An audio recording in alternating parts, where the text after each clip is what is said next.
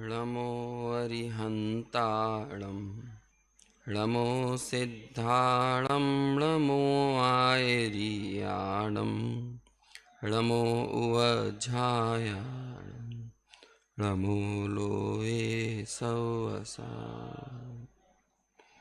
मंगलम भगवान वीरो मंगलम गौतमो गणी मंगलम कुंद कुंद चैन धर्मोस्तु मंगलम सर्वमंगल मांगल्यम सर्वकल्याणकारकम प्रधानां सर्वधर्माणां जैनं जयतु शासनम् जैनं जयतु शासनम्।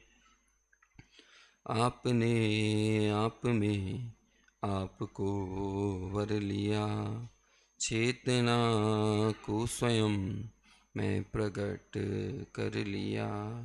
हे विरागी प्रभु, हे महावीर जिन, आपके दर चरण में शतत नमन। आपके दर चरण में शतत। मंगलमय मंगल करन वीतराग विज्ञान, नमो ताहि जाते भय अरहंतादि महान। करि मंगल करि हो महा ग्रंथ करन के का, जाते मिले समाज सब पावे निज पद। मोक्ष मार्ग प्रकाशक ग्रंथादिराज और इसके 7वें अधिकार में सम्यक्त सन्मुख मिथ्या दृष्टि के प्रकरण पर अपनी चर्चा चल रही है। साथ ही साथ गुरुदेव श्री ने इस विषय में जो अपने भाव व्यक्त किए हैं उसे भी हम देख रहे हैं। सुबह तक जो चर्चा अपनी हुई थी वो है कि जब इसे जीव की पात्रता भी पक गई है और पुण्य के उदय से वो सारे साधन भी मिल गए हैं जिसमें उसके तत्व विचार या तत्व निर्णय रूप कार्य हो सके। अब यहाँ से उस जीव का पुरुषार्थ कैसे चलता है तत्व निर्णय करने का, कैसे उसका अभ्यास होता है, कैसे उपदेश का ग्रहण होता है, जो उपदेश यानी जो कच्चा माल उसको मिला है अब उसकी प्रोसेसिंग कैसे करता है ना। तो ये चर्चा अब यहाँ से शुरू हो रही है। मोक्ष मार्ग प्रकाशक का 257वें नंबर का पेज जो है ना, जहाँ से प्रकरण शुरू हुआ है उसी में सबसे नीचे वाला पैराग्राफ अपन पढ़ेंगे। हाँ ठीक है, यही वाला। वहाँ उद्देश्य, लक्षण निर्देश और परीक्षा द्वारा उनका निर्धार होता है। इसलिए पहले तो नाम सीखे, वह उद्देश्य हुआ, फिर उनके लक्षण जाने तो ये क्या हो गया, लक्षण निर्देश, और फिर ऐसा संभावित है कि नहीं, ऐसे विचार सहित परीक्षा करने लगे। आगे देखिए, वहाँ नाम सीख लेना और लक्षण जान लेना ये दोनों तो उपदेश के अनुसार होते हैं। जैसे उपदेश दिया हो वैसे याद कर लेना, परंतु परीक्षा करने में अपना विवेक चाहिए। अब यहाँ पर कोई दूसरे की बुद्धि काम नहीं आएगी, है ना। अब यहाँ पर कोई पंडित नहीं लगेगा। पंडित तो कब तक काम के हैं, या शास्त्र भी कब तक काम के हैं, जब तक कि उद्देश्य और लक्षण निर्देश, लक्षण बताने तक की प्रक्रिया थी। अब लक्षण समझ लेने के बाद, जान लेने के बाद अगला जो काम परीक्षा है, इसमें पंडित जी साहब यहाँ क्या लिखते हैं कि परीक्षा करने में अपना विवेक चाहिए। वहां विवेक पूर्वक, अब देखो ये एकांत शब्द इस प्रकरण में पहली बार आ रहा है, लेकिन आगे जाके मेरे हिसाब से 4-5 बार आया है। कैसे करना है विचार, एकांत में अपने उपयोग, एकांत में अपने, यहां सुन लीजिए भैया है ये डबल गेम क्यों चल रहा है मतलब ये ऑनलाइन की आदमी को ऐसी आदत हो गई है ना कि वो ऑनलाइन सब जगह चाहिए। अच्छा, देखिए मैं पढ़ रहा हूं तो सुनिए इसको, है ना। जैसे उपदेश दिया हो वैसे याद कर लेना, परंतु परीक्षा करने में अपना विवेक चाहिए। वहां विवेक पूर्वक एकांत में अपने उपयोग में विचार करे। जैसा उपदेश दिया वैसे ही हैं या अन्यथा हैं, वहां अनुमानादि प्रमाण से भी यथार्थ निर्णय करे, है ना। हर एक चीज एकदम क्रम से बता रहे हैं। तो एकांत में विचार करे, ये एकांत शब्द जबरदस्ती क्यों बार बार डाला है यहां पर, आगे भी आएगा हम जब पढ़ेंगे ना। जैसे कि देखो अगले पैराग्राफ में ही नीचे आया हुआ है कि प्रश्नोत्तर द्वारा निरूपण हुआ हो उसका एकांत में विचार करे। ऊपर भी एक आध जगह और है, ऐसा मेरे हिसाब से 4-5 बार एकांत में विचार करे, एकांत में विचार करे। और आज हम और आपकी हालत तो ऐसी है कि एकांत यानी अकेलापन तो हमें मौत से ज्यादा खतरनाक लगता है। लोगों को अकेलापन नहीं चाहिए, महफिलें चाहिए। और क्या कहते हैं, भले मरना पसंद हो। अभी कोविड के टाइम पे जब लॉकडाउन लगा तो लोगों के लिए वो अकेलापन काटने के लिए दौड़ रहा था, जबकि सबसे अच्छा अवसर था आपके लिए, लेकिन अकेलेपन में मौत की कीमत पर भी महफिलों में भाग रहा है। निहाल भाई सोगानी के जीवन का एक प्रसंग आता है, जब उनके घर में उनके पुत्र की शादी थी, है ना। अभी क्या मैं उनके पुत्र से मिला नहीं और मैं कलकत्ता में था, तो मैं ये बढ़िया चाव लेके उदाहरण सुना रहा था, है ना। वो बगल में बैठ के सुन रहे थे है ना। तो उनके पुत्र की शादी थी और फिर बाद में फिर उन्होंने इसके आगे पीछे का डिटेल में विस्तार बताया कि क्या क्या क्या होता था, है ना। वो तो और बड़ा रोचक था। तो उनका विवाह था, तो वो उस समय की अपनी मना स्थिति लिखते हैं। वो लिखते हैं कि घर में विवाह का प्रसंग है, तू चूंकि गृहस्थी के अनेक दायित्वों से भी मैं घिरा हुआ हूं, लेकिन इसके बाद भी यहाँ पर अनेक दायित्वों को निभाना जरूरी दिखते हुए भी मेरा मन तो एकांत में ही भागता है, अकेलेपन के लिए भागता है। मेहमान वगैरह सब आए हुए हैं घर में, है ना। लेकिन इसके बाद भी अब अपन को क्या लगता है, घर में अपन यदि शाम को स्वाध्याय करने का टाइम अपना नियत हो, फिक्स हो, और उसी समय यदि मेहमान आ जाए तो सबसे पहले कौन सी चीज छोड़ता है आदमी, क्यों, वो तो व्यवहार निभाने जाना है ना सबसे पहले, तो सबसे पहले स्वाध्याय छोड़ेगा। दूसरी चीज, अच्छा और कमाल की बात सुनो, लोगों की यदि ये वर्क फ्रॉम होम के समय पे किसी क्लाइंट के साथ मीटिंग चल रही हो, तब कोई मेहमान आ जाए तो वो छोड़ के नहीं आएगा, लेकिन स्वाध्याय छोड़कर जरूर आ जाएगा इसे तो हमने इतना अंडररेटेड कर रखा है कि ये कोई चीज है ही नहीं। जो हमारी प्राथमिकता सूची में दूर दूर तक शामिल नहीं है, उससे हम ये अपेक्षा करते हैं कि ये हमको सब कुछ दे जाए। सबसे पहले कटौती होगी। यदि हमारे दिन में कोई हमें जिम्मेदारी निभाना हो तो कौन से समय में कटौती करेंगे, आप खुद विचार करो, कौन सा काम सबसे पहले काटा जाएगा। यही काम होगा जिस काल में आप स्वाध्याय करते हो, मंदिर आदि में जाते हो, विचार करते हो, सामायिक आदि करते हो, है ना। तो ये लोक व्यवहार, जनरंजन की जो भावना है, ये ऐसी प्रबल इसके दिमाग में घुसी हुई है, तो वहां कटौती करेगा। तो वहां निहाल भाई सोगानी तो लिखते हैं कि मन तो एकांत में ही भागता है, इतनी सब व्यस्तताओं के बाद भी 3-4 घंटे अकेलेपन में विचार में कर लेता हूं।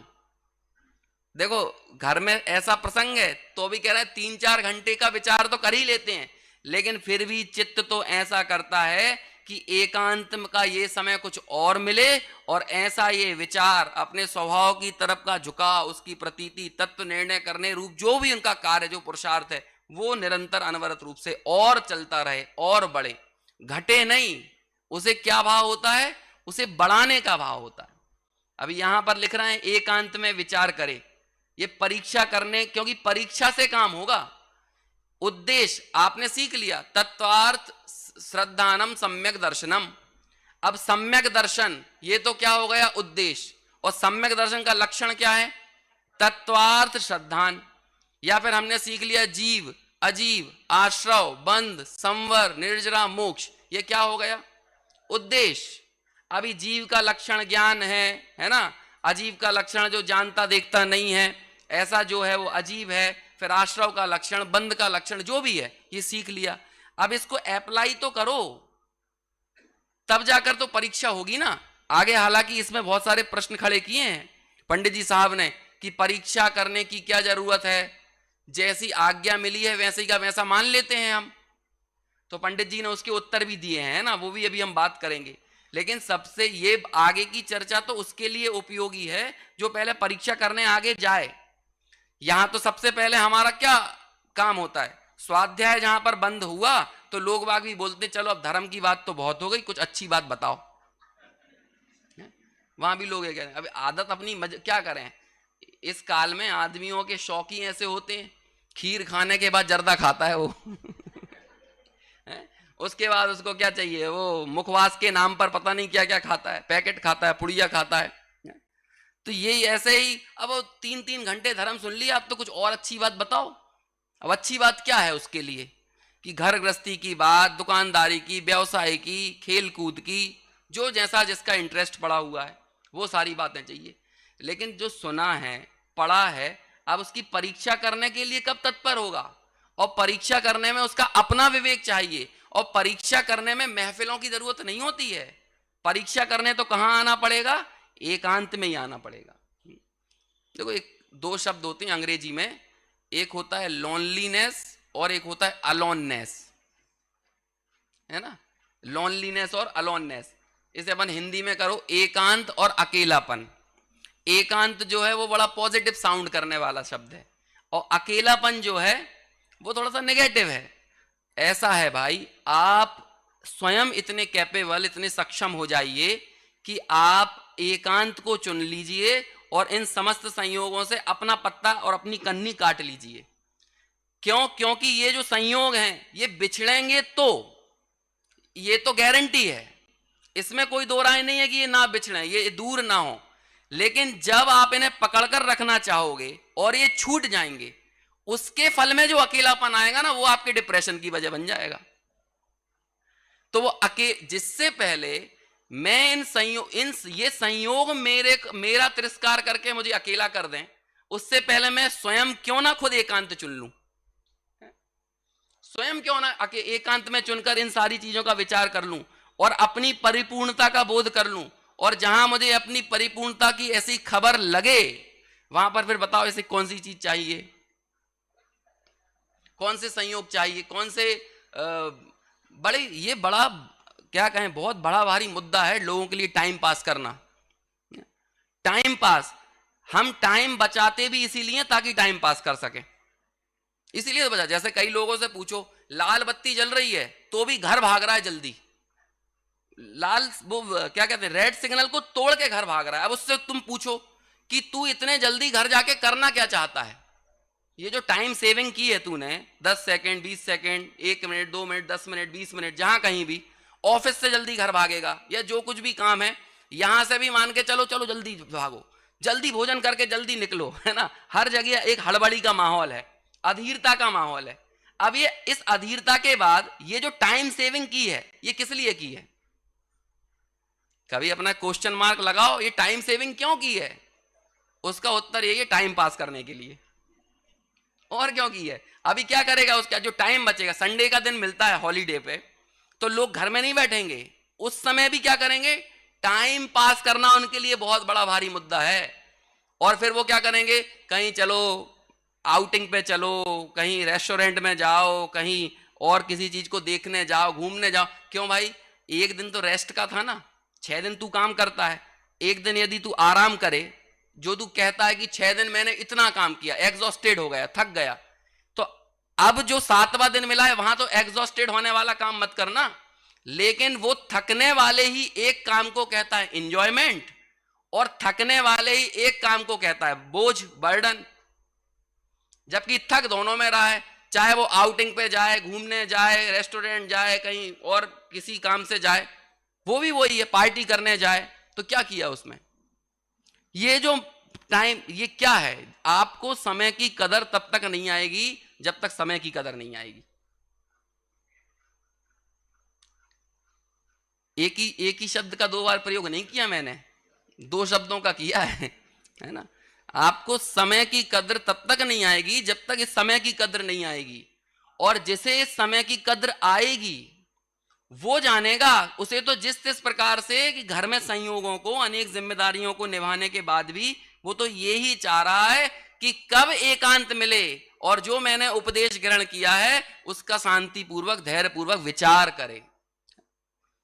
देखिए गुरुदेव का इसमें निकालिए, इसी से रिलेटेड एक बात गुरुदेव ने कही, पेज नंबर 495।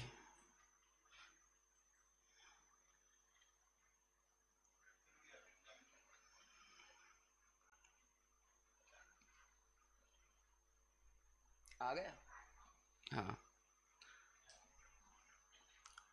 नहीं 95, हाँ 95 से जस्ट ऊपर पैराग्राफ शुरू होता है ना, 94 का सबसे आखिरी पैराग्राफ। देखो, यह सम्यक दर्शन प्राप्ति की तैयारी वाले जीव की पात्रता। सम्यक दर्शन तो अपन बचपन से रट लिए हैं, सम्यक दर्शन प्राप्त करेंगे, सप्त भयों से नहीं डरेंगे। अब यदि यहां पर आकर सम्यक दर्शन की पात्रता वाला जीव है जो है, और यदि हम भी अपने आप को कहते हैं कि हम भी हैं, तो वो देखो कैसा है। सम्यक दर्शन की प्राप्ति की तैयारी वाले जीव की पात्रता। अभी सम्यक दर्शन की प्राप्ति के पूर्व सम्यक दर्शन हुआ नहीं है। बाबूजी युगल जी के 2 सीढ़ियों में प्रवचन आए, सम्यक दर्शन की पूर्व भूमिका, है ना। ऐसे 20 प्रवचनों का संकलन है, उसमें उन्होंने आचार, विचार, व्यवहार दोनों की बात करी। उसमें जो विचार वाला पॉइंट है ना, वो विचार वाला पॉइंट पूरा इधर से मिलता है, ये सम्यक सन्मुख मिथ्या दृष्टि के प्रकरण से। उसमें एक आचार की भी चर्चा की है, उसमें एक व्यवहार की भी चर्चा की है, लेकिन जो विचार, उसके अंदर में जो निर्णय चल रहा है, जो अंदर में उसके ज्ञान का परिणमन चल रहा है, वो कैसा चल रहा है, वो वाला पक्ष पूरा इस सम्यक सन्मुख मिथ्या दृष्टि से मिलता है। देखिए, अभी सम्यक दर्शन की प्राप्ति के पूर्व ऐसा निर्णय करता है कि अरे जीवन थोड़े काल का है। क्या विचार करता है? जीवन थोड़े काल का है। ऊपर विचार किया ना, अभी अपन ने पढ़ा था, अहो मुझे तो इन बातों की खबर ही नहीं, मैं तो प्राप्त पर्याय में ही तन्मय उह रहा था, किंतु इस पर्याय की स्थिति थोड़े काल की है, थोड़े ही काल की है। और इस मिली हुई पर्याय में जो अभी पर्याय है, यहां जो मेरे को पात्रता है या फिर जो पुण्य के उदय से जो भी संयोग मिले हैं, यदि इनका सदुपयोग ना हो तो क्या होगा? तो फिर ये चली जाएगी। जीवन थोड़े काल का है, इसमें आत्मा का कार्य ही करने योग्य है, ऐसा विचार कर संसार के कार्यों का रस घटाकर चैतन्य का निर्णय करने का प्रयत्न करता है, उसमें ही निज हित भासित होता है। अब संसार के कार्यों का रस ना घटे तो फिर ये चैतन्य के कार्य करने के प्रति उद्यमशील हो कैसे? इसलिए इस कार्य को करने में अति प्रीति और हर्ष पूर्वक उद्यम करता है, क्षुब्ध नहीं होता या खेद खिन्न नहीं होता। अब इतने सालों से तो कर रहे हैं, ये भी तो कर रहे हैं, अरे विपरीत तरह से तो पुरुषार्थ नहीं चल रहा, इस बात का भी निर्णय करना। आज सुबह के प्रवचन में ज्ञायक जी की बात आई थी ना कि वो आगम के अनुसार अपने निर्णय को सही नहीं करेगा, बल्कि जो उसका पहले से मत होगा, जो उसका आग्रह रहा होगा, उस अनुसार से वो आगम में चीजों को परिमार्जित करेगा। अभी इसमें आगे चर्चा आने वाली है मोक्ष मार्ग प्रकाशक में, जो अभी हम प्रकरण पढ़ रहे हैं ना, इसी में देखो वो वाली लाइन में पढ़ देता हूं।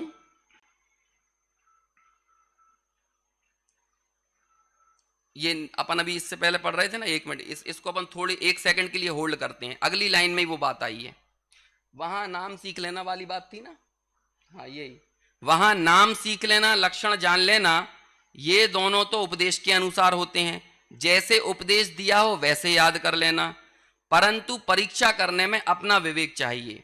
वहां विवेक पूर्वक एकांत में अपने उपयोग में विचार करे, जैसा उपदेश दिया वैसे ही हैं या अन्यथा हैं, वहां अनुमानादि प्रमाण से यथार्थ निर्णय करे। और फिर देखो आगे अगले पैराग्राफ, एक पैराग्राफ छोड़ के अगली लाइन पढ़िए। इस प्रकार अपने अंतरंग में जैसा उपदेश दिया था वैसा ही निर्णय होकर भाव भाषित हो, तब तक ऐसे ही उद्यम किया करे। क्या मतलब है इस लाइन का? जैसा उपदेश दिया था वैसा भाव भाषित होना चाहिए। जो तुम्हें भाव भाषित हो रहा है उस अनुसार उपदेश मत बदल देना। देखो दो चीजें होती हैं, एक होती है पुस्तक और एक होती है पुस्तिका। सुना है इसका नाम? एक होती है बुक और एक होती है नोटबुक।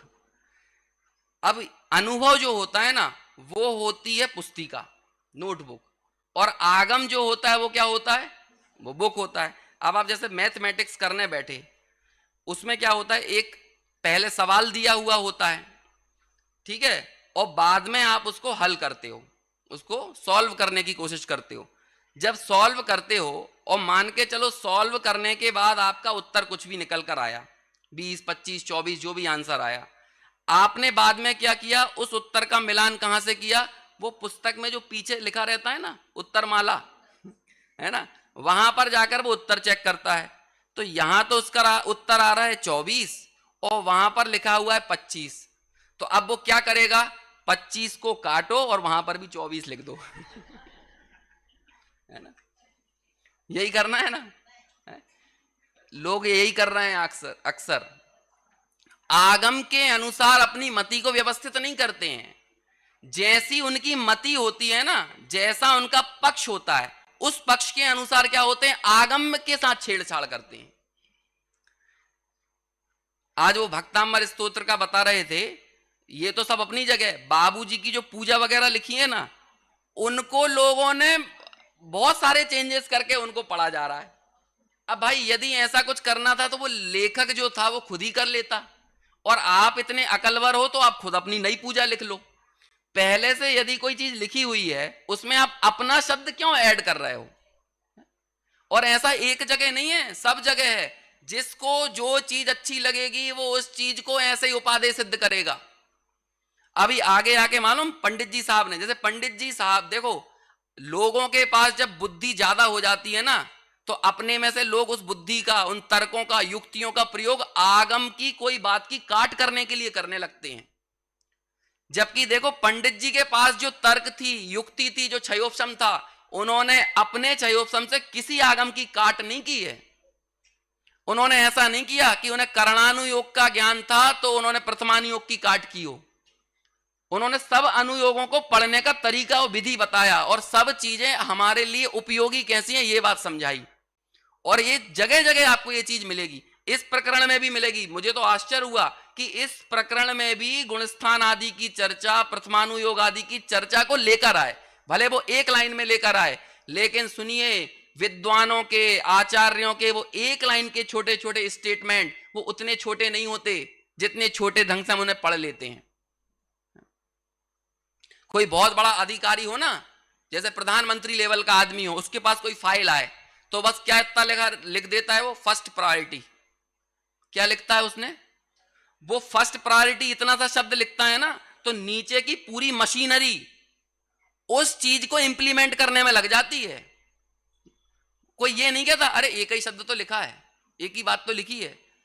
ऐसे ही ये कोड वर्ड में, आगम में कई बातें ऐसी आती हैं जो बहुत छोटे से इशारे होते हैं। अब वो इशारे बस उतने छोटे नहीं हैं जितने छोटे दिख रहे हैं। देखिए इसी में मैं आपको बताता हूं भैया, पेज नंबर, अगले पेज नंबर पर आइए। अभी क्या समय अपने पास कम है तो ऐसे ही चीजों को थोड़ा सा स्किप कर करके पढ़ना पड़ेगा और ओवरऑल पर्सपेक्टिव बनाना पड़ेगा इस पूरे प्रकरण का।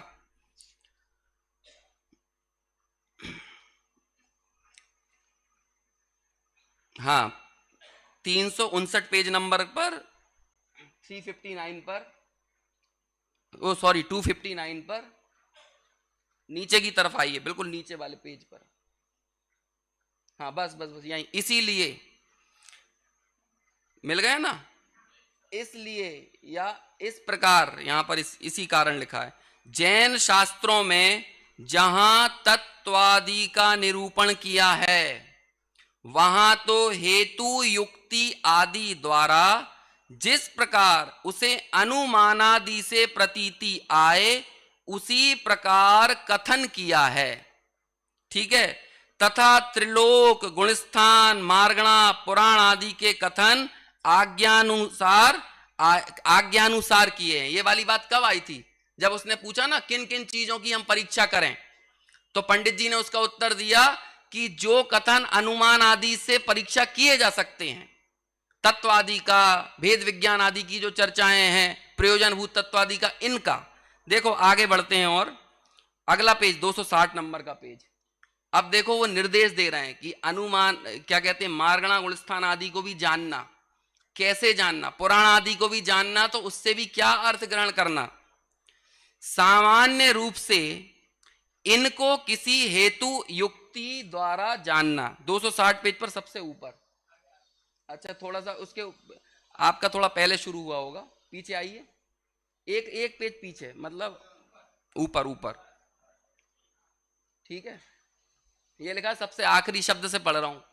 सामान्य रूप से इनको किसी हेतु युक्ति द्वारा जानना, प्रमाण नयों के द्वारा जानना, या निर्देश स्वामित्व या सत्संख्यादि से इनको विशेष जानना। अभी हमने इस पैराग्राफ में पढ़ा था ना ऊपर वाले, अनुमानादि से निर्णय करना। अब वो अनुमानादि से निर्णय करने को और विस्तार दे रहे हैं कि उनका अधिगम कैसे करना, कि सत्संख्या आदि से, निर्देश स्वामित्व आदि से, प्रमाण नय से। क्योंकि विचार करने में आलस नहीं करना, इसे अपना कार्य करने का हर्ष बहुत है। आगे ये पंक्ति आएगी ना, तो वह ऐसा माथा नहीं पकड़ेगा कितना कितना जाने। ये निर्देश स्वामित्व वगैरह क्या है, ये जो 3 सूत्र आए हैं, प्रमाण नय अधिगमा, निर्देश स्वामित्व साधनाधिकरण स्थिति विधानता, और सत्संख्या क्षेत्र स्पर्शन कालांतर भावाल्प बहुत्वैश्च, ये जो 3 सूत्र हैं, ये 3 सूत्र किसके लिए लिखे हैं? सामान्य बुद्धि वालों के लिए तत्व का अधिगम होता है प्रमाण नय से, जिनकी सामान्य बुद्धि है। जो थोड़ी मध्य बुद्धि वाले या थोड़ी सी मध्य रुचि वाले शिष्य हैं, उनके जानने की प्रक्रिया क्या है? निर्देश स्वामित्व साधनाधिकरण स्थिति विधानता, इनसे। अभी भी ये सब चीजें कैसे उपयोगी होती हैं, ये तो आपको तत्वार सूत्र में और उसकी टीकाओं से विशेष जानना पड़ेगा, है ना। लेकिन वो हमें तत्वार सूत्र का पाठ कर देते हैं और हमको ये लगता है कि ये सूत्र तो ऐसे ही दे दिया है, ऐसे ही लिख दिया है। अरे जो तत्व निर्णय के लिए उत्साहवंत हुआ है उसे पता चलेगा कि ये सब चीजों से वस्तु का निर्णय करना कितना जरूरी होता है। और जो और विशेष रुचि वाले हैं, हमारे सारे सिद्धांत ग्रंथ जिस एक सूत्र पर फोकस्ड होकर लिखे गए हैं, चाहे वो सठखंडागम हो, फिर बाद में उनकी धवला आदि की टीकाएं हों, कषाय पाहुड़ आदि हों, कौन सा सूत्र है? सत, संख्या, क्षेत्र, स्पर्शन, काल, अंतर, है ना, अल्प बहुत्व, इनके ऊपर ये अधिकार है। उसमें सत प्ररूपणा, संख्या प्ररूपणा, क्षेत्र प्ररूपणा, यही सब चीजों से क्या होता है, उस विषय को और विशेष जाना जाता है। तो ऐसे निर्णय करना। फिर आगे देखिए, फिर टोडरमल जी और लिख देते हैं, जैसी बुद्धि हो वैसा निमित्त, जैसी बुद्धि हो वह जैसा निमित्त बने। अभी सबके निमित्त तो नहीं बन सकता कि सत्संख्या क्षेत्र स्पर्शन से जानने की उसकी पात्रता हो, तो जब जैसा निमित्त बने उसी प्रकार सामान्य विशेष रूप से इनको पहचानना तथा इस जानने में उपकारी क्या है, इसके जानने में एक सम्यक्त का भेद दिया है, बीज सम्यक्त। देखो सम्यक्त होता तो एक ही प्रकार से है, लेकिन जब जब जहां जहां जो निमित्त बनता है उनके ऊपर भी आरोप आ जाता है। आज्ञा सम्यक्त, वेदना सम्यक्त, बीज सम्यक्त, ये सब है ना, ऐसे भेद बना दिए गए हैं। तो ये बीज सम्यक्त में क्या होता है, वहां उसकी विशुद्धि करणानुयोग आदि के शास्त्रों से विशेष होती है। और वो सोचो उस समय, और ये मैंने तब जाना, पहले मैं भी थोड़ा सा उपेक्षा कर देता था, ये मैंने तब जाना जब मैं 5 लब्धियों की चर्चा पढ़ रहा था ना।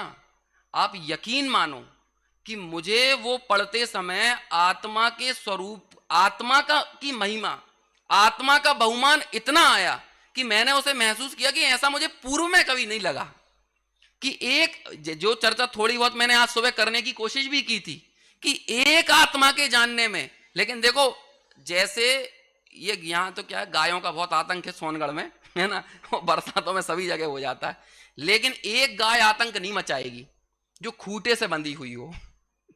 वो भले खूंटे से बंध के रस्सी उसकी लंबी हो तो इधर उधर बहुत भटक रही हो, लेकिन उसका खूंटा बंधा होना चाहिए।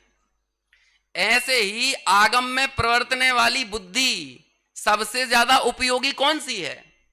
जो एक अपने त्रिकाली ध्रुव स्वभाव की बात से के खूंटे से बंधी हुई हो। अब उससे बंधी हुई बुद्धि को आप और कितना भी आगम में लेकर जाओ, वो सब आपके लिए उपकारी बनेगा, वो आपको अनुपकारी नहीं बनेगा। पंच परावर्तन की चर्चा भी सुन पढ़कर बहुमान तो किसका आएगा? कभी विचार तो करो कि प्रेरणा के तरीके एकाध नहीं होते, प्रेरणा कई तरह से मिलती है। एक बात का उत्तर दीजिए, हम लोग सम्य शिखर क्यों जाते हैं या कोई भी तीर्थ पर क्यों जाते हैं? सबसे बड़ा कारण क्या है? प्रेरणा के लिए जाते हैं।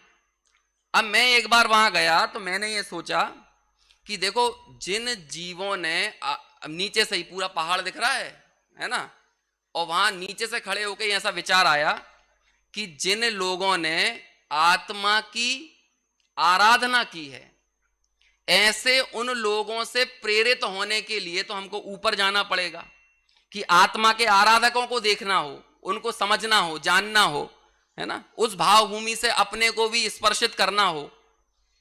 लेकिन एक निगेटिव मोटिवेशन भी तो होता है, सिर्फ पॉजिटिव ही थोड़ी होता है। और निगेटिव मोटिवेशन क्या है? जिन जीवों ने आत्मा की विराधना की है, ऐसा ये लहलहाता हुआ पहाड़ और जंगल तो नीचे से ही दिख रहा है। तो अब हमारे पास दो ऑप्शन है कि वो आराधकों की श्रेणी में शामिल होना है, अन्यथा विराधकों की श्रेणी में तो शामिल हो ही रहे हैं। अब ये पंच परावर्तन में इतनी सारी चर्चा सुनी, तो अब ये काय के लिए है? या और भी जहां जहां इस तरह की चर्चा आती है, विचार तो करो। गुरुदेव श्री वही दृष्टि दे रहे हैं, अभी लास्ट में जो पॉइंट पढ़ रहे थे ना, वो वही चीज तो थी कि आप विचार करो, एक स्वाद्रव्य के अपने स्वभाव के विस्मरण के परिणाम स्वरूप ही ये सारे क्षेत्र, काल, द्रव्य, भाव और भाव इत्यादि परावर्तन हो रहे हैं। एक के भूलने पर ये कहां कहां कैसा कैसा भटकता और भ्रमता चला जा रहा है। तो दोनों तरह से मोटिवेट तो हो रहा है। तो यहां पर लिख रहे हैं ना कि उसके उपकारी, इस बात को समझ, इसे जानने में उपकारी गुण स्थान, मार्गणा आदि व पुराण आदि, और क्या है, व्रत आदि, क्रिया आदि को भी जानना योग्य है। लेकिन क्या कह रहे हैं? उपकारी। इसका मतलब उपकारी से पहले कोई बात तो होगी ना। तो मूल जानने योग्य क्या है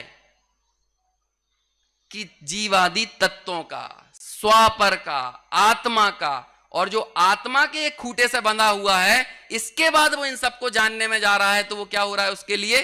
वो उपकारी हो रहा है। और वो उसकी अंतः की, उसकी परिणति को, उसके श्रद्धान को और पुष्ट करने का और मजबूत करने का ही काम कर रहा है, और उसको ढीला करने का काम नहीं कर रहा है। यहां जिनकी परीक्षा हो सके उनकी परीक्षा करना, ना हो सके, क्योंकि बहुत सी चीजें ऐसी हैं जिनकी क्या परीक्षा करोगे। अब ये सूच्यांगुल बता रहे थे, आप परीक्षा करके बताओ। आप अपने छदमस्त ज्ञान से परीक्षा करो, इसे कैसे परीक्षा करोगे? तो इसके लिए क्या करना? उनका आज्ञानुसार जानपना करना। लेकिन जो हमारे लिए सीधे हमारे श्रद्धान से जुड़े हुए विषय हैं, उनका तो हमको क्या करना चाहिए? परीक्षा करना ही चाहिए। देखो अब वापस गुरुदेव श्री वाला पॉइंट निकालो, कहां तक पढ़ लिया था? हाँ, जीवन थोड़े काल का है, इसमें आत्मा का कार्य ही करने योग्य है, ऐसा विचार कर संसार के कार्यों का रस घटाकर चैतन्य का निर्णय करने का प्रयत्न करता है, उसमें ही निज हित भासित हुआ है। इसलिए इस कार्य को करने में अति प्रीति और हर्ष पूर्वक उद्यम करता है। इस प्रकार उसको अपना कार्य करने का बहुत उल्लास है। वहां पर कोई खिन्नता नहीं है। कितना पढ़ें, कितना सुने, कितना शास्त्र स्वाध्याय करें, ये ऐसी खेद खिन्नता वाली बातें नहीं होती।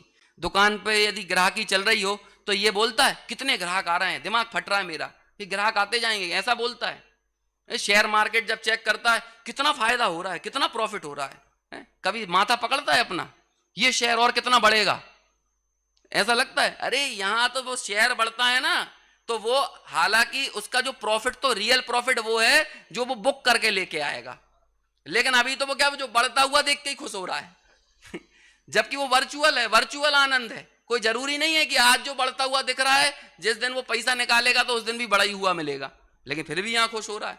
वहां ये तो नहीं कहता हे भगवान और कितना बढ़ेगा, रुक जा, यही रुक जा, ये बोलता है क्या? लेकिन यहां तत्व निर्णय करने में और कितना विचार करें, और कितना पढ़ें, और कितना सुने। अरे भाई साहब एक ही भाव है, श्रीमद जी की भाषा में कहें तो एक भाव में अनंत भाव का अभाव करना है, तो जिम्मेदारी कितनी बड़ी बन जाती है। और श्रीमद जी ने एक स्लैब भी लगाया है, वो कल अपन जो पढ़ रहे थे, संसार का बढ़ना अरे नर देह की ये हार है। यदि ये नर पर्याय मिली है और इसके बाद भी, ये मिलने के बाद भी हमारा संसार यदि बढ़ रहा है तो ये यू आर नॉट विन, जीते नहीं हो आप, हारे हुए हो, डिफीटेड हो। बाबूजी की पंक्तियां है ना, जिसने चेतन के भीतर झांका बस उसने जीवन देखा, बाकी ने तो खींची रे संत क्या परितप्त तटों पर रेखा। अब आप जीवन कौन जिया, इसका निर्णय और निर्धारण कौन करे? जिसने चेतन के भीतर झांका, जिसने अपने को जाना, उसने जीवन देखा। और बाकी जितने भी हैं उन सब ने क्या किया, पहले से ही तपते हुए तटों पर अपनी रेखा को, अपने संसार को और लंबायमान करने का ही काम किया है, और उसने कुछ नहीं किया। ये मत बताने लगो अपना कि हम जब यहाँ इस शहर में आए थे तो 347 रुपए लेके आए थे, है ना, और आज देखो हमने इतना घर बार परिवार ये सब बना लिया है। वो सब लोग ऐसे ही पैसे लेके आते हैं, राउंड फिगर में कोई नहीं लाता है ना, सब ऐसे ही 787, 1145, है ना, इतना ही पैसा हमारे पॉकेट में था। और फिर अपना महिमा मंडन करेंगे, देखो 2 बंगले हैं, 2 ये हैं, इतनी दुकान है, इतना वो है, ऐसा बताते। तो क्या किया? प्रश्न क्या है? चेतन के भीतर झांका।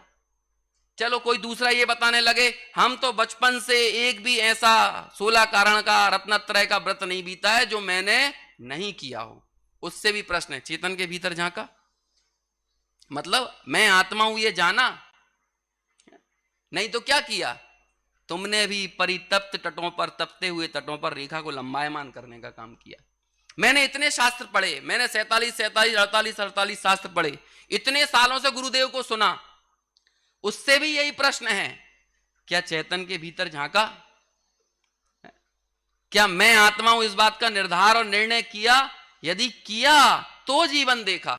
मुझे तो कमाल की बात तब अचरज लगता है, लोग बाग ये बताते हैं कि वो उस प्रवचन में मालूम गुरुदेव ने मेरा नाम लिया है, तो वो बार बार सुनवाएंगे, वो प्रवचन सुनो उसमें मेरा नाम आया है। और हर प्रवचन में भगवान आत्मा कहते हैं, वो नहीं दिखता किसी को।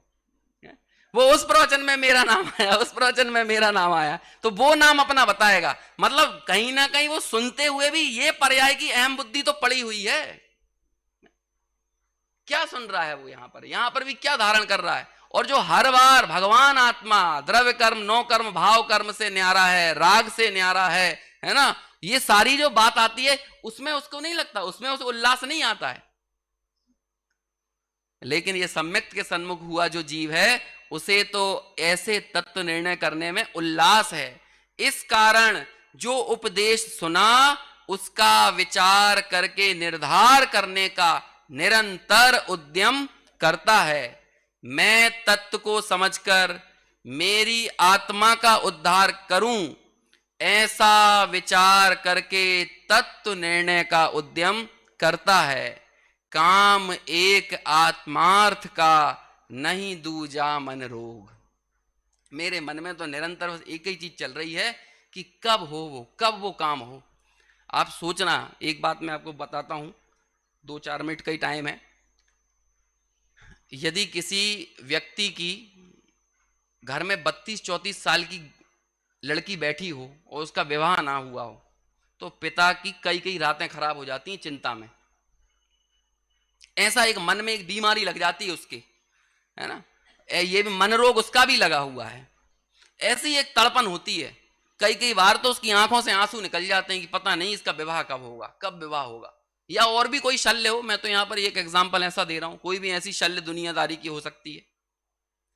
मुझे तो आप ये बताओ, कभी अपने तकिए पर हमारा एक आंसू निकला है कि आज का दिन भी हमारा बिना सम्यक्त के चला गया? मतलब एक अंदर में ऐसा कुछ लगा है, ऐसा कोई विचार आया है?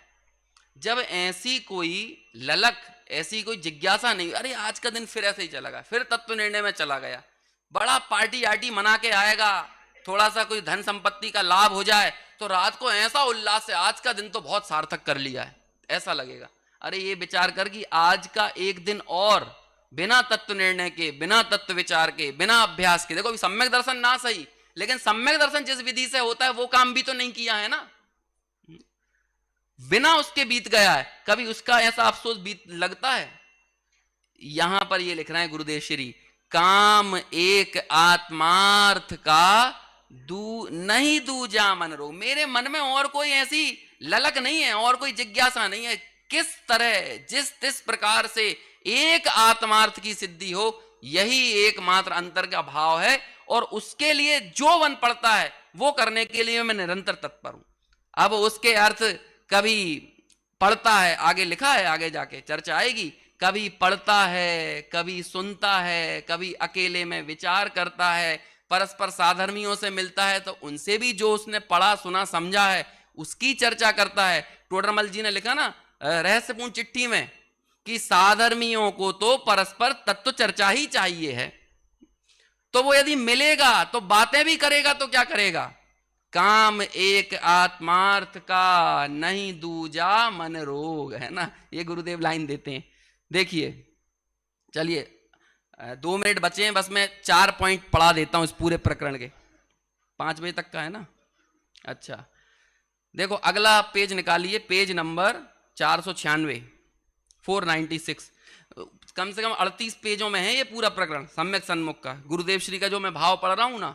अब मैं 38 पेज में से आपको क्या क्या पढ़ के बताऊं, ये नियम लेके जाना कि यहां पर जितनी भी चर्चाएं चल रही हैं ना 4-5 व्याख्यानों में, वो प्रकरण अलग से सेपरेट जाकर हमको पढ़ना है, समझना है, उसे गंभीरता से समझना है, तब जाकर वो बंध का और आत्मा का द्विधाकरण होगा। समझ में आया? उस विधि से होगा, उसे विचारना पड़ेगा, समझना पड़ेगा। अभी तो प्रोजेक्ट आधा है, जब तक वो द्विधाकरण हो नहीं जाएगा ना तब तक प्रोजेक्ट कंप्लीट नहीं होगा, जो पहले दिन प्रोजेक्ट शुरू किया था। समझ में आया? देखो यहां पर 4 पॉइंट दिए, दिख रहा है? हाँ, इस प्रकार क्या क्या काम करना? यथार्थ उपदेश सुनना, पहला काम क्या करना?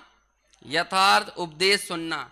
दूसरा काम क्या करना है? इस काम को भी हम बिल्कुल हल्का मान लेते हैं, याद रखना, क्योंकि जब विषय हमारे ग्रहण नहीं होगा, याद नहीं होगा, तो फिर अंदर में जाकर कैसे वो चीज को हम एनालिसिस करेंगे, कैसे उसका विश्लेषण करेंगे, निर्णय करने में अपना मन और उपयोग कैसे लगाएंगे। तीसरा क्या करना? याद करने के बाद विचार करना, और उसके उपरांत क्या करना? उसका निर्णय करना। हूं ज्ञायक्षु एम नक्की कर, हूं ज्ञायक्षु एम निर्णय कर, और हूं ज्ञायक्षु एम अनुभव कर। या हूं ज्ञायक्षु एम नक्की कर जो है ना, ये नक्की कर क्या है? उपदेश को ग्रहण कर कर, याद करके, विचारों में इस बात को नक्की किया और फिर बाद में उसको निर्णय के धरातल पर ले गया, तो ये सम्यक सन्मुख है।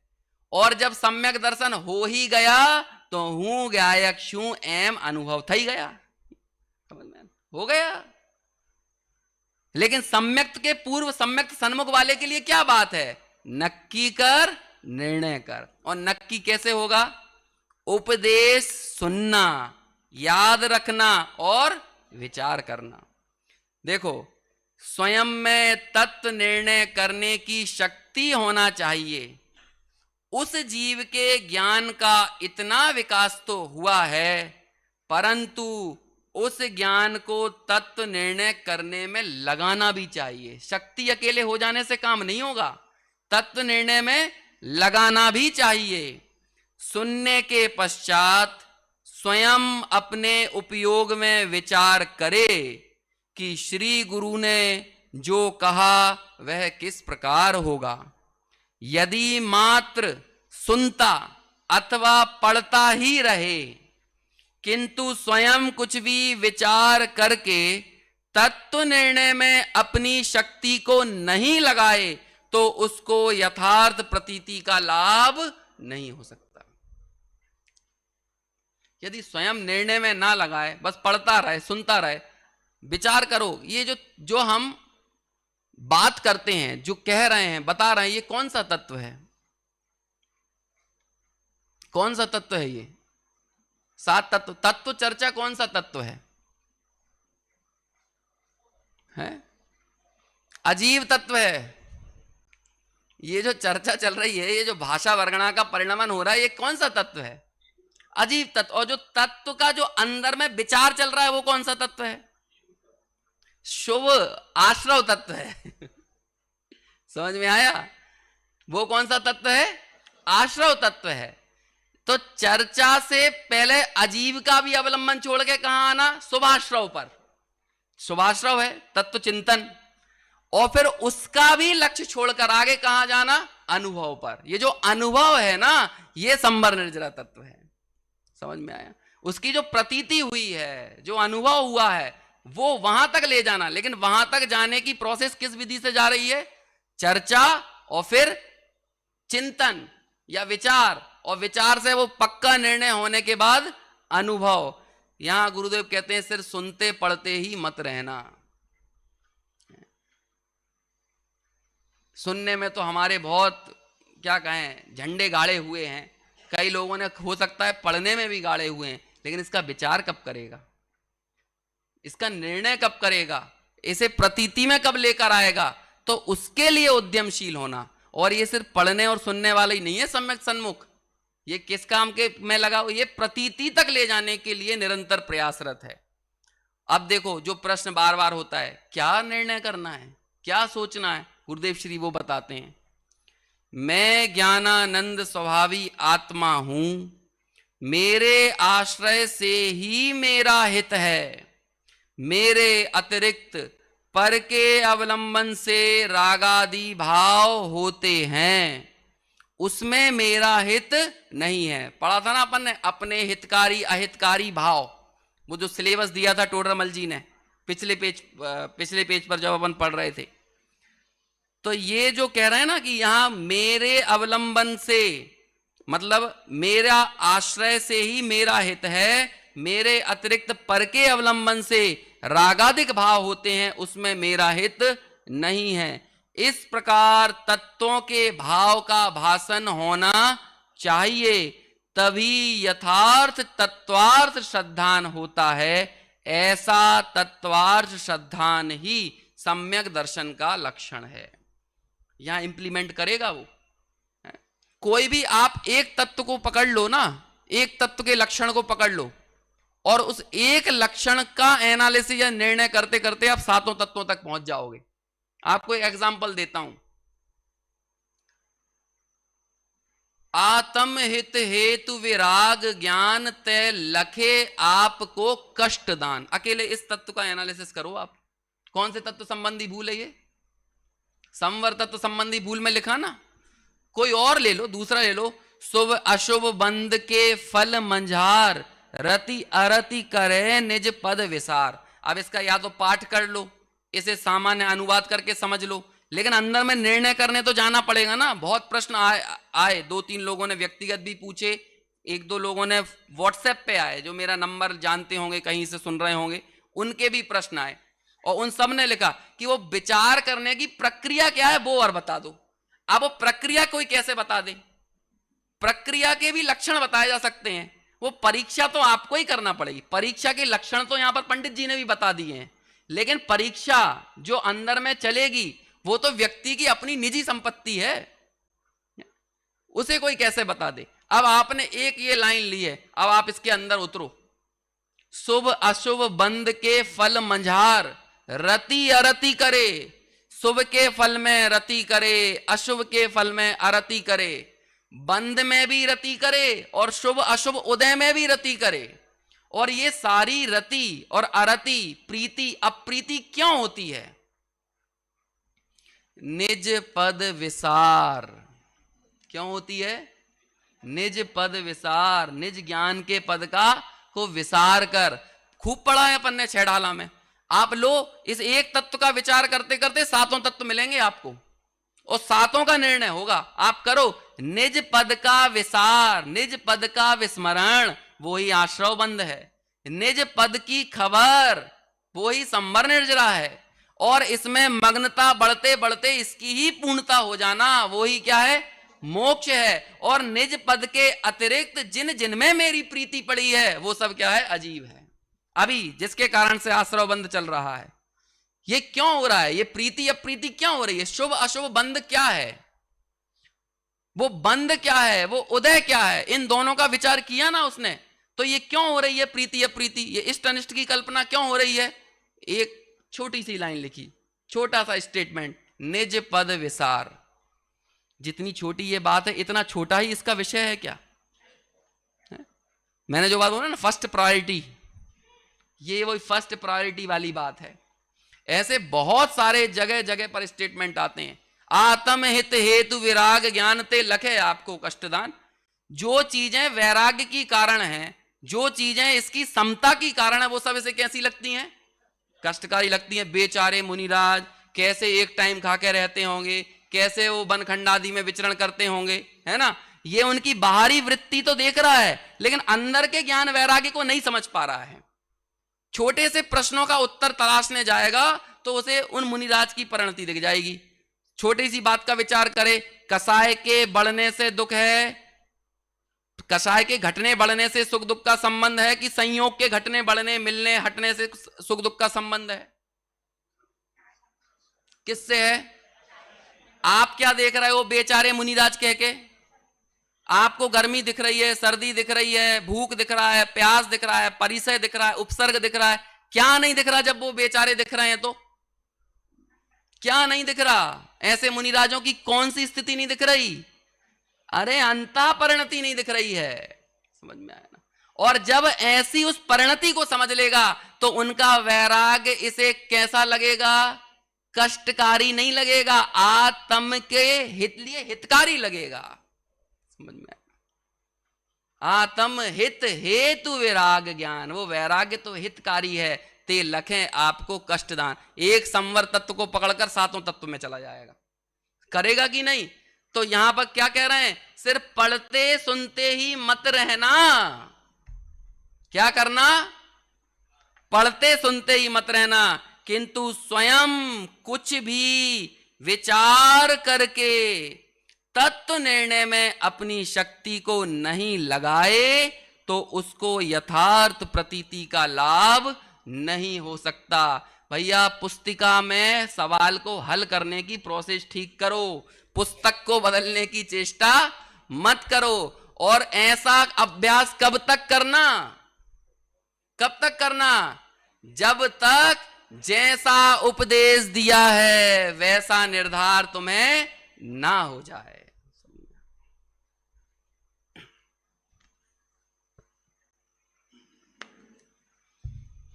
अभी हम सर भाई अंकुर जी के द्वारा गुरुदेव श्री के प्रवचन साथ में मूल ग्रंथ के आधार से सुंदर चर्चा का लाभ लिया है। इसमें एक स्पष्ट बात आई है, हम सब की भावना भेद विज्ञान प्रकट करने की है, आत्मानुभूति करने, उसकी प्रक्रिया क्या है? वो तो फल है आत्मानुभूति होना, भेद विज्ञान तो फल है, उसके प्रोसेस क्या है? उसका एक मात्र कारण ख्याल में आता है, तत्व का विचार है। तत्व के विचार के पहले ही 2-3 चरण बता दिए हैं, वो भी आपको ख्याल में होना चाहिए। किसी को याद है क्या कुछ? तत्व विचार के पहले क्या बातें कही थी? वो तो मूल ग्रंथ में भी है, वो यहां भी चर्चा आई है। अरे कोई तो बोल दो महाराज। हाँ, नहीं भूल गए क्या? हाँ,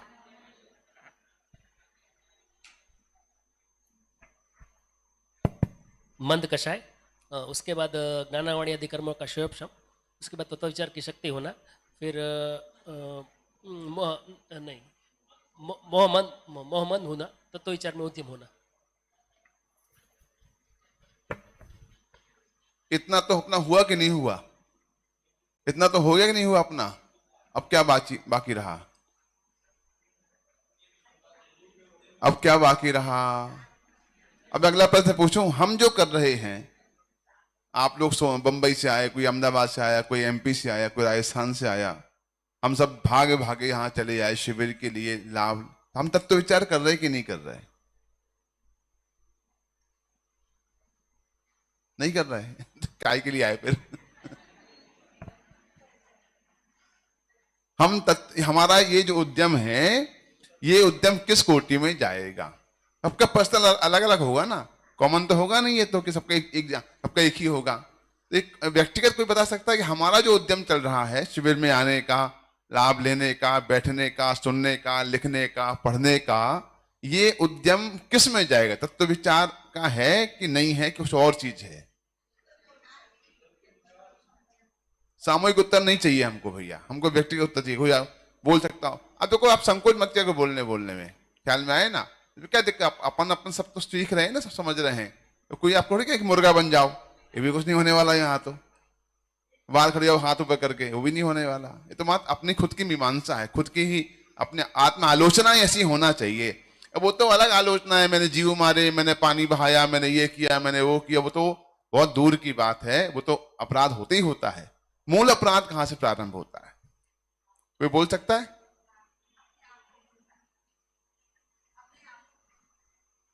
अपने आप को भूलकर राग की जो उत्पत्ति होती है उधर से शुरू हो जाती है हिंसा।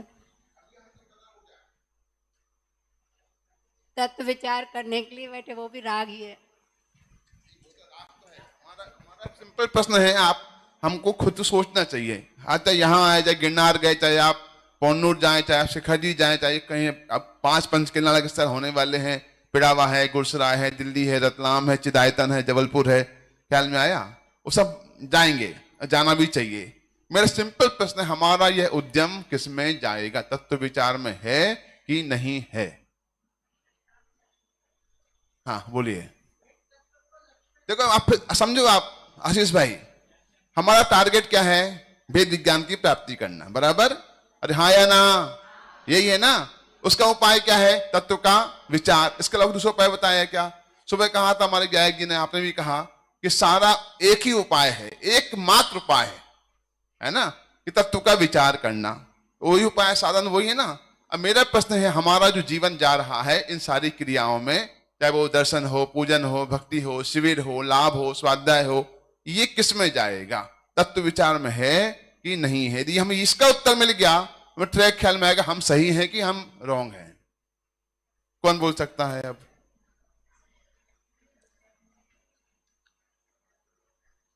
नहीं आया ख्याल में? हाँ, ये शिविर में आने का मुख्य उद्देश्य है गुरु की वाणी सुन करके हम सही मार्ग के ऊपर तत्व का विचार करें, और जो अनादिकाल से जो गलत विचार हमारे मन में आते हैं उनको हम दूर करें। प्रश्न वहीं खड़ा है अभी भी। उत्तर थोड़ी मिला, आपने तो उसको बढ़ा दिया है। हाँ जी, हाँ जी। आश्रव बंद में जाएगा। आश्रव बंद में जाएगा मतलब फालतू आए अपन तो। आश्रव बंद तो घर में भी कर रहे हैं, यहां भी कर रहे हैं, बात बराबर होगी। वो तो यहां से कोई कह रहा था ना। हाँ, अभी जो हम कर रहे हैं वो शुभाश्रव में जाएगा। वही बढ़ के संवर, जब तत्व निर्णय हो जाएगा ये प्रक्रिया से, तो संवर निर्जरा होके फिर मोक्ष में जाएगा। देखिएगा, यदि आप इसका उत्तर व्यक्तिगत आएगा, सामूहिक नहीं आ सकता। यदि हर व्यक्ति अपनी खुद की, यदि मेरे अंदर तत्व का विचार चल रहा है तो हमारा ट्रैक सही है। यदि हमारा मात्र यहाँ एक फॉर्मेलिटी पूरी करना है कि शिविर में जाना है, कि बैठना है, कि सुनना है, चलो सोनगढ़ हो आए, जनवरी में जा पाए थे तो ये मौका बढ़िया है, इस बार होकर आते हैं। और फिर यदि आप अलग लक्ष्य से हैं तो वो इसका सार्थकपना नहीं होगा। यदि हम लक्ष्य लेकर आए हैं और लक्ष्य पूर्ण कर रहे हैं, तत्व का विचार हमारे चित्त में चल रहा है, हमारी हर एक्टिविटी में, हमारे जाने में, आने में, खाने में, पीने में, बैठने में, उठने में वो तत्व का विचार मुख्य है, कर्म का उदय क्या होता है, कर्म की व्यवस्थाएं क्या होती हैं, हमें अनुकूल माहौल मिला है कि नहीं मिला है, रूम कैसा मिला है, भोजन कैसा मिल रहा है, ऑटो मिलती है कि नहीं मिलती है, आपको निकल के साथ पानी गिरता है तो उसमें हमारा क्या विचार चलता है। तो सारी समस्याएं आप देखेंगे और यह स्वरूप का विचार हमारे चित्त में होता है। यदि हो रहा है पर्सनली अपना अपना, हमारा ट्रैक सही है। इसके अलावा और कुछ उद्देश्य है, अगर मैं पढ़ना है पढ़ना है पढ़ना है, तत्व विचार एक वो बढ़ना अच्छी बात है, लेकिन वो विचार की अलग कोटि है। तो पंडित साहब ने कहा ना, पढ़ता है, विचारता है, चिंतन करता, बारंबार पढ़ता है, पूछता है, समाधान के लिए पूछता भी है, वो सब प्रक्रियाएं तो अच्छी हैं, लेकिन मूलतः हमें वस्तु व्यवस्था का विचार करना चाहिए। वस्तु विचार ध्यावते मन पावे विश्राम, स्वर सुख उपजय अनुभव या को नाम, वो विचार करना चाहिए। शाम को 7 से 7:15 तक जिनवाणी की भक्ति होगी, 7:15 से 8 तक भाई सोमिल जी का व्याख्यान होगा, 8 से 8:45 तक देवी जी का व्याख्यान होगा। उसके पश्चात आज शंकर समाधान नहीं होगा। आज हमारे जो बच्चे यहाँ पढ़ाई कर रहे हैं उनके द्वारा सांस्कृतिक कार्यक्रम होगा, कुछ संगीत का कार्यक्रम में वो आज करने वाले हैं। सबसे निवेदन है आप पधारें ही पधारें, और कोई भाई आपके जो साथ में आए हैं वो चूक जाएं तो उनको बता दें कि आज रात का कार्यक्रम व्याख्यान और उसके पश्चात बच्चों का कार्यक्रम होगा, उसका बराबर लाभ प्राप्त करें। और इसके बाद में आप जिनवाणी विनय करेंगे, टोकन लेके जाएं हमारे यश भाई से आप, और हम सब जिनवाणी की विनय करते हैं। निज निधि निज में बताई यह अनंत उपकार है, उसके लिए जिनवाणी माँ को वंदना शत बार है वंदना।